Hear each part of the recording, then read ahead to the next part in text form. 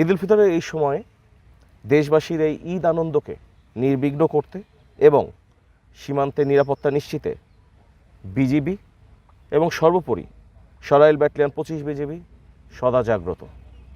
এই ঈদকে সামনে রেখে চোরাকারবারীরা যেন সীমান্ত দিয়ে মাদকদ্রব্য সহ অন্যান্য চোরাচালানি মালামাল বাংলাদেশে প্রবেশ করাতে না পারে সে ব্যাপারে আমরা গোয়েন্দা নজরদারি বৃদ্ধি করেছি এবং চোরাচালান প্রতিরোধে সরাইল ব্যাটালিয়ন বদ্ধপরিকর।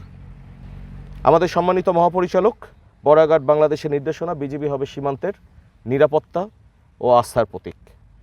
এই মূলমন্ত্রে দীক্ষিত হয়ে সীমান্তের সরাইল ব্যাটালিয়ন 25 বিজিবি কর্তৃক গোয়েন্দা নজরদারি বহুলাংশে বৃদ্ধি করা হয়েছে। এরই ধারাবাহিকতায় সুনির্দিষ্ট গোয়েন্দা তথ্যের ভিত্তিতে গত 19শে মার্চ 2026 তারিখ আনুমানিক 1900 ঘটিকায় সরাইল ব্যাটালিয়নের অধীনস্থ মুকুন্দপুর বিওপির টহল দল কর্তৃক দায়িত্বপূর্ণ সীমান্ত পিলার হতে বাংলাদেশের অভ্যন্তরে আনুমানিক 250 গজ ভিতরে ব্রাহ্মণবাড়িয়া জেলার বিজয়নগর উপজেলার কামালমোড়া নামক এলাকাতে একটি বিশেষ অভিযান পরিচালনা করা হয়।